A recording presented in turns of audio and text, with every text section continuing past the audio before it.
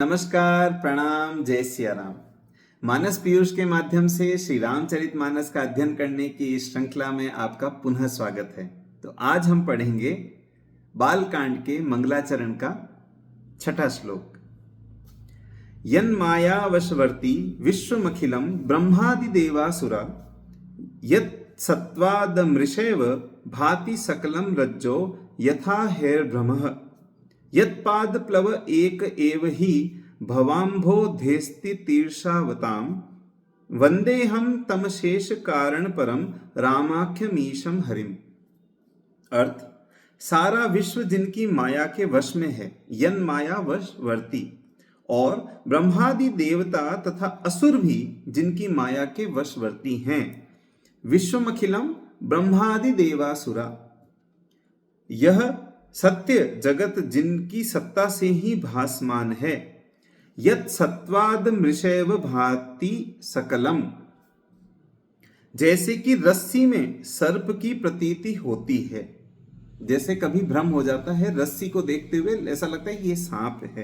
तो रज्जो यथा हेर भ्रमः, भव सागर के तरने की इच्छा करने वालों के लिए निश्चय ही एकमात्र जिनके चरण नौका रूप हैं। यदा यत पाद प्लव, प्लव यानी नौका, यत पाद प्लव एक एव ही भवाम्भोधेस्ति तीर्षावताम, जो संपूर्ण कारणों से परे अथवा जो सबका कारण है, पर हैं, श्रेष्ठ हैं, जिनका कोई कारण नहीं, वो ही सबके कारण हैं। समर्थ दुख के हरने वाले वंदे हम तम शेष कारण परम, श्री राम यह जिनका नाम है उनकी मैं वंदना करता हूं। रामाख्यम मीशम हरिम, तो जो ये ऐसे जो श्री राम हैं उनकी वंदना। तो यहां 6ठे श्लोक में आके फिर श्री राम जी की वंदना की है। पहले हमने देखा एक एक करके कैसे गणेश जी, सरस्वती जी, शिव जी, पार्वती जी, हनुमान जी, वाल्मीकि जी, सीता माता, गुरु जी, सबकी वंदना की, और अब जाके राम जी की वंदना। देवताओं और असुरों की माया से ब्रह्मादि की माया प्रबल है। देखिए, माया भी बहुत सारे हुए। तो यहां बताया है कि देवताओं के पास भी माया है, राक्षसों, दैत्यों, दानवों के पास भी माया है, और उससे भी ऊपर ब्रह्मा की माया है, और उससे भी बहुत ऊपर श्री राम जी की माया है। माया यानी कुछ उत्पन्न करने की, कुछ आभास कराने की, कुछ दिखाने की, जो सत्य न होकर भी सत्य लगे वैसा कुछ प्रतीत कराने की शक्ति। अब जैसे इसे ऐसे भी एक उदाहरण से समझ सकते हैं कि यहां अपने स्थान पर बैठकर मैंने ये वीडियो रिकॉर्ड किया, एक ये उपकरण है। अब इस उपकरण के माध्यम से मैंने वीडियो को एक ऐसे स्थान पर, एक ऐसी जिसे सर्वर के नाम से जानते हैं, किसी भी सोशल मीडिया वेबसाइट का एक सर्वर है, उस पर मैंने इसे भेज दिया। अब एक साथ एक ही समय पर विश्व के किसी भी कोने में बहुत सारे लोग इसे देख सकते हैं, सुन सकते हैं। जो मैं बोल रहा हूं वो अक्षरशः उसी रूप में सभी को दिखेगा। ये हुई माया। मैं तो केवल यहां बैठा हूं और अभी बैठा हूं, लेकिन इस वीडियो को कोई भी कभी भी जब चाहे जहां चाहे देख पाएगा। तो अब ये भी एक माया है। तो ये माया, जिसे हम तकनीक कहते हैं, कि एक तकनीक के माध्यम से ये एक माया बना दी गई है, जिसके माध्यम से ये करना संभव हो गया। तो ये किसी ने आविष्कार किया, किसी ने उसे डेवलप किया, और अब ये एक तकनीक बन गई। अब इसके ऊपर भी और माया का उदाहरण अगर समझें, तो यहां तक तो ये तो आप फिर भी कहेंगे कि ये तो सत्य है, जो मैं बोल रहा हूं, मैं पढ़ रहा हूं, वीडियो बन रहा है।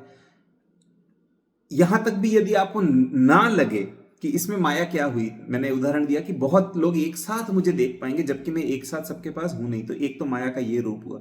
दूसरा, माया का और इसके इतर रूप अगर देखें, तो जैसे एनिमेशन है, वो तो है ही नहीं, वो तो एग्जिस्ट नहीं करते। कार्टून तो एग्जिस्ट नहीं करते, उनका तो कोई अस्तित्व नहीं है। लेकिन अपनी कल्पना को किसी ने इस प्रकार से पर्दे पे उतारा कि वो देखने में वास्तविक लगता है।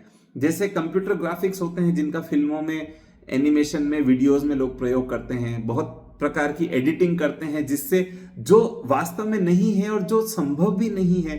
गेमिंग में आप देख लीजिए, जब कोई गेम खेलता है वहां पर बहुत कुछ दिखता है कि इस मार्ग पे जाओ, ये करो, वो करो, इसे मारो, इससे बचो, लेकिन वो वास्तव में तो है नहीं, वो सब माया है। तो मनुष्य के पास भी तकनीक के माध्यम से इतनी माया आ गई। तो ऐसे अलग अलग सबके पास में माया के कई प्रकार हैं। और ये जो संपूर्ण सृष्टि है, ये इतना बड़ा जो क्रिएशन है, ये पूरा का पूरा भगवान की माया है।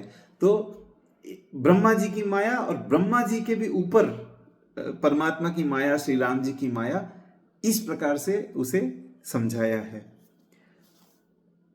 और फिर आगे, यन माया वशवर्ती विश्वमखिलम, इससे क्या संदेह होता है कि माया चेतन वस्तु है जो सबको अपने अधीन करती है। तो माया स्वयं किसी को अधीन कर लेने वाली चेतन वस्तु या व्यक्ति या कोई एंटिटी नहीं है।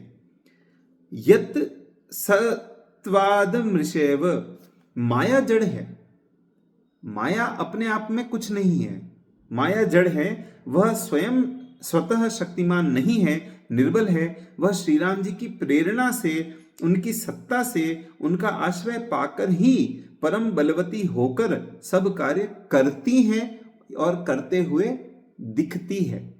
जैसे कि हम अभी बात कर रहे थे, जैसे मैंने आपको बताया कि कार्टून है, अब वो कार्टून अपने आप बन नहीं रहा है, चल नहीं रहा है, कोई है जो उसे बनाता है और फिर हमें वो वैसा दिखता है। लेकिन कभी कभी हम उस कहानी को देखते हुए उसमें इतना खो जाते हैं, उसको इतना सत्य समझने लगते हैं कि हम उसके विषय में बात करने लगते हैं कि देखो इसने ये कर दिया, फिर उसने ये कर दिया, जबकि ऐसा कुछ हुआ नहीं है, कोई और है जो हमें ऐसा होता हुआ दिखा रहा है। तो ये जो माया है, जो दिख रहा है, उसकी अपने आप में कोई शक्ति नहीं है, तकनीक की अपनी कोई शक्ति नहीं है, तकनीक स्वतः कुछ नहीं कर सकती, तकनीक का प्रयोग करके कोई उसके पीछे है जो वो कार्य करता है। तो तकनीक कहें, माया कहें, वो अपने आप में जड़ है, वो स्वयं कुछ नहीं करती है, कोई उसे डेवलप करता है, कोई उसे बनाता है, उसके अंदर वो चेतना भरता है और उसके माध्यम से कुछ करवाता है। तो यहां पर बताएं कि ये जो पूरी माया है, इसके नियंता श्री राम जी हैं। यद्यपि वह स्वयं सत्य है, तथापि उसके प्रकाश के लिए ब्रह्म सत्ता की अपेक्षा है। अतः यत् सत्वादेव भाति। तो यहां पर इस पूरे जगत को बताया है कि ये जगत का जो पूरा प्रकाश है, उसके लिए ब्रह्म सत्ता चाहिए। वो सब कुछ हो तो रहा है, सब कुछ चलायमान तो है, धरती, सूर्य, सौर मंडल, आकाश गंगा सब कुछ चल रहा है, लेकिन उसे चलाने वाला कोई ऑपरेटर अगर ना हो तो ये चल नहीं सकता। ये सब अपने आप नहीं हो सकता, इसको कोई चला रहा है, कोई इसमें ऊर्जा, चेतना दे रहा है। सृष्टि के पूर्व यह जगत सूक्ष्म रूप से ब्रह्म में स्थित था और ब्रह्म उसमें व्याप्त था। ब्रह्म में एको हम बहुश्याम आदि सृष्टि की रचना हुई, की इच्छा हुई, तब सूक्ष्म जगत में परिवर्तन होने लगा और अंत में वह सूक्ष्म जगत वर्तमान स्थूल रूप में परिवर्तित होकर हमारे अनुभव में आया। तो ये सब कुछ बिल्कुल अंश मात्र, बिल्कुल सूक्ष्म मात्र में ब्रह्म के अंदर ही स्थित था। यदि ब्रह्म की सत्ता इस जगत में न होती तो वह स्वयं जड़ होने के कारण न तो उसमें परिवर्तन हो सकता था, न वह स्थूल रूप में आकर हमारे अनुभव में आ सकता था। अब ये जो हम देखते हैं कि धरती घूम रही है, एक निश्चित गति से घूम रही है, एक निश्चित स्थान पर घूम रही है, उसकी घूमने की धुरी, वो भी सूर्य, पूरा सौर मंडल भी घूम रहा है, वो भी एक निश्चित पथ पर चलता रहता है और उसके साथ पूरा ये चक्र चलता है। अब हम कहते हैं कि इसमें विभिन्न आकाशीय तत्व हैं, इसके घूमने की गति के पीछे सूर्य की गुरुत्वाकर्षण शक्ति, पर वो आई कहां से, कहां से आई? एक स्थूल वस्तु में किसी भी प्रकार की शक्ति, किसी भी प्रकार का कोई तो इंजन होना चाहिए, और इंजन अपने आप में भी कुछ नहीं कर सकता, कोई तो उसे चलाएगा तब वो इंजन चलेगा है? तो इस तरह से हमें इसे समझना चाहिए कि ये पूरी सृष्टि जो चल रही है, इंक्लूडिंग अस, जिसके हम छोटे से अंश भाग हैं, तो ये सब कुछ कोई चला रहा है, वो ही ब्रह्म सत्ता है। और उन्हीं ने इस सूक्ष्म को स्थूल रूप करके इतना बड़ा आकार दे दिया। एक वस्तु सत्य होने पर भी दूसरे की सत्ता से उसका अनुभव होता है। इस बात के लिए दृष्टांत के लिए रज्जो यथा हेर भ्रम कहा गया। तो इसमें यह बताया है कि ये बहुत ही सुंदर उदाहरण है कि रस्सी से सांप के होने का आभास होता है। सांप मिथ्या नहीं है। हमने सांप देखा है, हम समझते हैं कि सांप क्या होता है, इसलिए हमको सांप होने का आभास होता है। रस्सी भी मिथ्या नहीं है, रस्सी वहां वास्तव में पड़ी है। सांप हमारे मन में, हमारी कल्पना में है। तो इसमें यह समझाया है कि यदि आपने जीवन में कभी सांप न देखा हो पहले, तो आपको रस्सी में सांप का भ्रम नहीं हो सकता, क्योंकि आपके मस्तिष्क में है ही नहीं। आपके मन में, मस्तिष्क में, आपकी बुद्धि में वो कल्पना, वो चित्र है ही नहीं, तो आप कैसे रस्सी को सांप समझ लेंगे? आप कैसे समझिए कि एक बाटी है या लिट्टी है, अब उसको कोई गेंद समझ ले, तो गेंद समझने के लिए क्या पहले उसे पता होना चाहिए कि गेंद भी ऐसी दिखती है। यदि उसने पहले कभी गेंद नहीं देखी तो उसे यह भ्रम कभी नहीं होगा। यह समझना बहुत आवश्यक है। जो सर्प का ज्ञान है, यानी सर्प का आपके मन में जो ज्ञान है, वह भी सत्य ही है, वह मिथ्या नहीं है। जब सर्प का ज्ञान सत्य है, तब इस ज्ञान का विषय सर्प सत्य ही है। सर्प और सर्प का यह ज्ञान सत्य होने पर भी जो अनुभव हो रहा है वह मिथ्या है। रज्जु यानी रस्सी यहां पर न होती तो सर्प का अनुभव न होता, और यदि मन में सर्प का ज्ञान न होता तो रस्सी के होने पर भी सर्प के होने का भ्रम न होता। तो रज्जु भी सत्य है, सर्प भी सत्य है। रज्जु का सर्प के रूप में जो भान होता है वो भ्रम है। इसका अर्थ यह हुआ कि विपरीत ज्ञान भ्रम है। तो इसे ऐसे सरल करके समझ सकते हैं कि अजम्पशंस, मान्यताएं, धारणाएं जो होती हैं, तो हम किसी वस्तु को देखते हुए भी अपनी धारणाओं के कारण उसे कुछ और समझ लेते हैं। जैसे कभी कभी हम कहते हैं कि अरे मैंने इसे तो भोला समझ लिया था, ये तो कुटिल निकला। अरे मैंने तो इसे बहुत चतुर समझा था, ये तो बुद्धू निकला। अब समझा कैसे था? कि उसके हाव भाव से, उसकी वेशभूषा से, उसकी बोली से, चाल ढाल से, बॉडी लैंग्वेज से हमने एक अनुमान लगाया। अनुमान कैसे लगाया? हमारे पूर्व अनुभव से, कि हमने वैसे लक्षण किसी और में देखे, उन लक्षणों के कारण हमें याद है कि वो व्यक्ति, फला व्यक्ति ऐसा है, तो हम उसी बात को यहां पर आरोपित कर देते हैं। तो आप देखिए, जितने भी जो जादूगर होते हैं, मैजिशियन होते हैं, इल्यूजनिस्ट होते हैं, वो इसी बात का लाभ लेते हैं और अपनी कला का प्रदर्शन करते हैं कि आपके मन में कुछ और चल रहा होता है। वो इसी प्रकार से कुछ माया, कुछ भ्रम का उपयोग करके हमें कुछ ऐसा दिखाते हैं जो वास्तव में नहीं होता है, और हम जानते हैं कि ऐसा वास्तव में नहीं है, फिर भी हम उसे देखकर चकित हो जाते हैं, आश्चर्य में चले जाते हैं, और फिर प्रसन्न भी होते हैं कि देखो इसने कैसा चमत्कार करके दिखाया कुछ। अब एक जादूगर जब चमत्कार करता है तब आनंद आता है, और अपने आप में एक मूर्खता का भाव भी जगता है कि अरे हम बुद्धू बन गए, फिर भी अच्छा लगता है।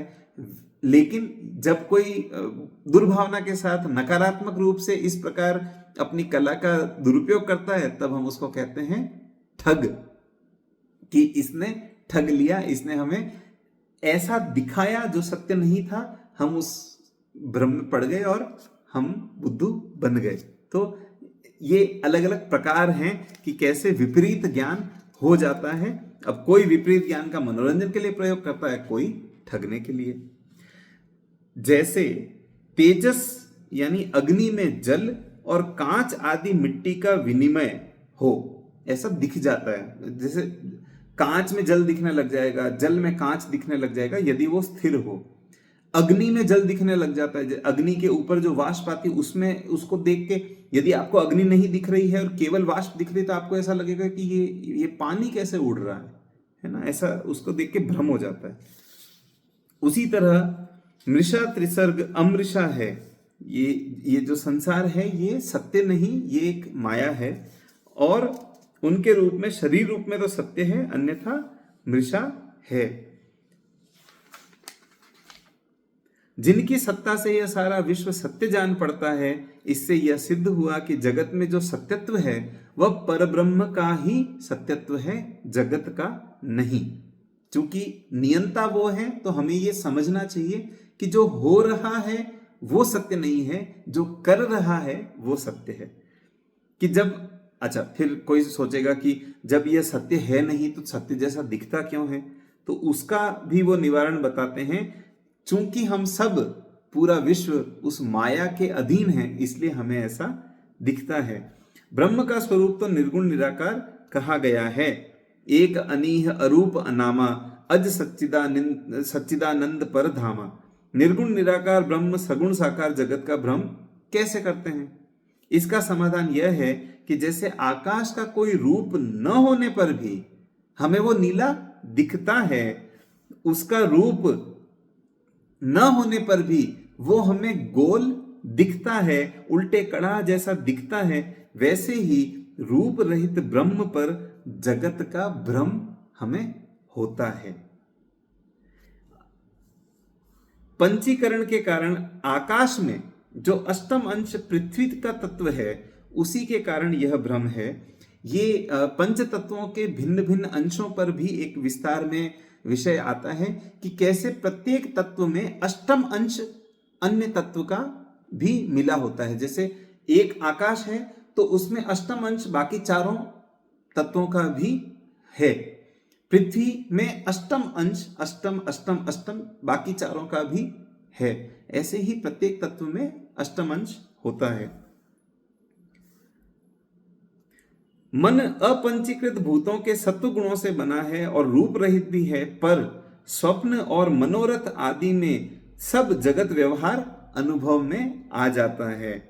तो हम अपने अनुभवों से अपनी कल्पना बनाते हैं, कल्पना से धारणा बनाते हैं, और वो धारणाएं माया के साथ जुड़कर खेलती हैं। रज्जु में जो सर्प का भ्रम था वह प्रकाश होने पर नष्ट हो जाता है, अर्थात फिर वह सर्प नहीं रहा। अब आपको वो सर्प नहीं लग रहा, पहले लग रहा था। जैसे ही स्पष्ट हो गया, समझ आ गया कि तो रस्सी है, तो अब आपको उसे भय नहीं, अब आपको वो भ्रम नहीं।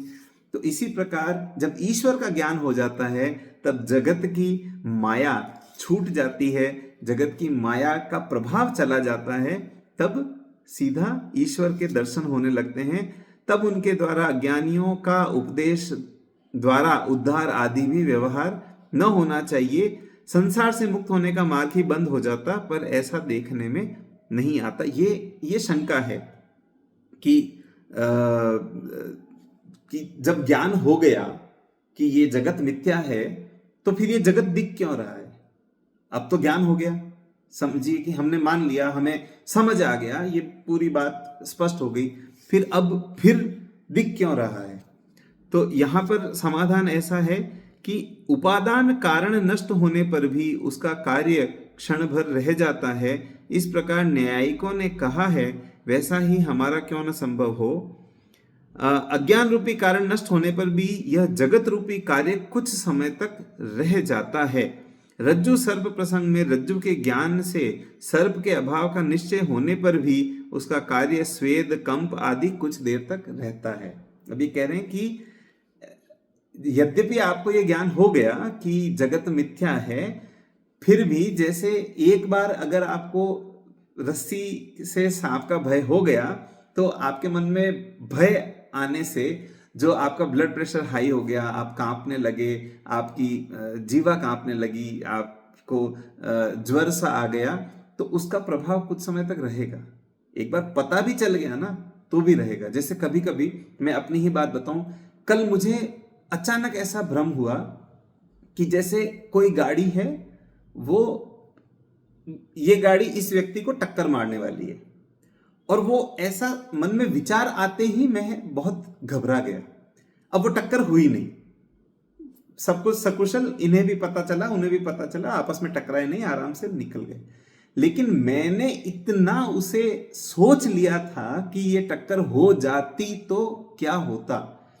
उस विचार के कारण लगभग, मुझे याद है, लगभग आधे घंटे तक मैं उस विचार के साथ जूझता रहा, संघर्ष करता रहा कि अब ये मेरे मन से ये बात हट जाए। सचमुच में ऐसा नहीं हुआ है, लेकिन फिर भी वो विचार रहता है। तो ये जगत की माया इतनी प्रबल है, इतनी प्रभावी है, चूंकि हम जगत के साथ इतना व्यवहार करते हैं प्रतिदिन।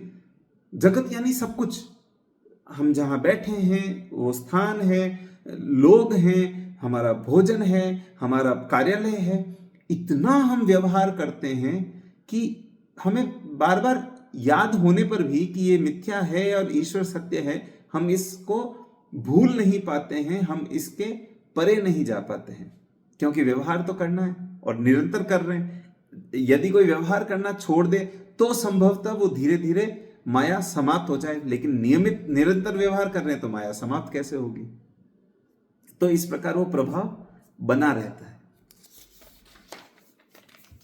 यद्यपि ज्ञान से ही मोक्ष होता है, यह सर्वमान्य है, तथापि सर्वसाधारण को बिना श्री राम जी की कृपा के ज्ञान हो ही नहीं सकता, और यदि हो भी जाए तो ठहर नहीं सकता।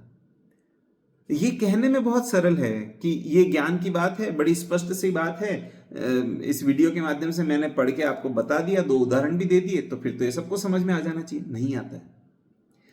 तो इसके नहीं आने के भी कारण ये है कि जब तक आपके ऊपर श्री राम जी की कृपा ना हो, जब तक आपके अंदर वो आध्यात्मिक चेतना ना आए, जब तक आप अपने आप को समर्पित ना कर दें, तब तक वो होगा नहीं।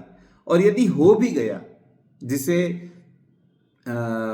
हमारे मारवाड़ी में मसाणिया बैराग कहते हैं, कि जब व्यक्ति शमशान जाता है, किसी का देहांत हो जाता है, तो वहां कुछ क्षणों के लिए, कुछ मिनटों के लिए व्यक्ति में एक वैराग्य जागृत होता है।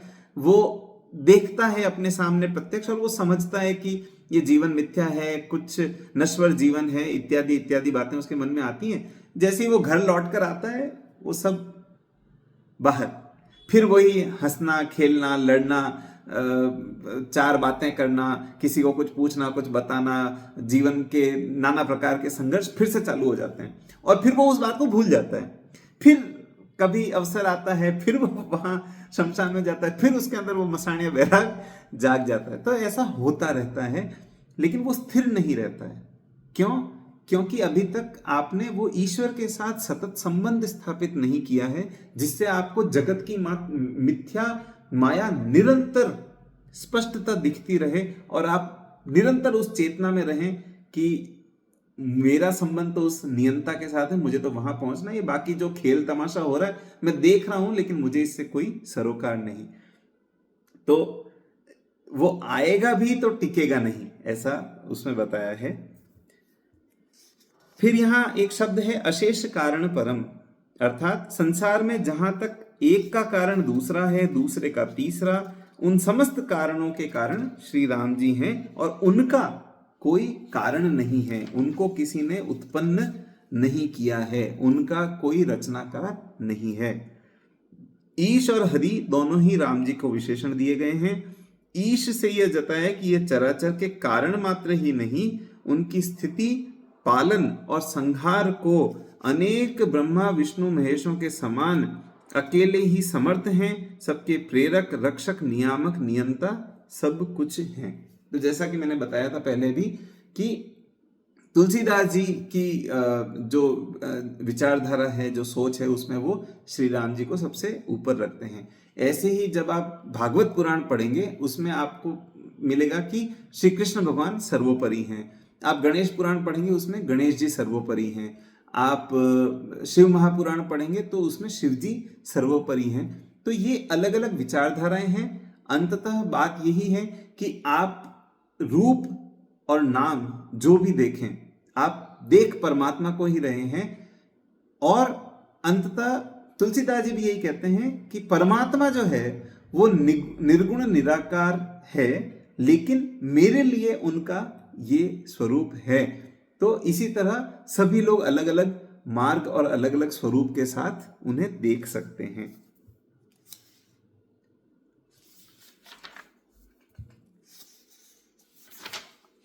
जी, तो ये हुआ हमारा छठा श्लोक। तो आपको हमारे साथ जुड़ के, मेरे साथ जुड़ के, और साथ में गोस्वामी तुलसीदास जी और हनुमान जी भी मैं मानता हूँ कि विराजे होंगे। तो हमारे साथ जुड़ के इसी तरह सुनते देखते रहना है और अध्ययन मनन करना है, और यदि अच्छा लगे तो आगे भी साझा करना है, आपकी कोई जिज्ञासा हो वो भी साझा करनी है, जुड़े रहना है। बहुत बहुत धन्यवाद। जय श्री राम।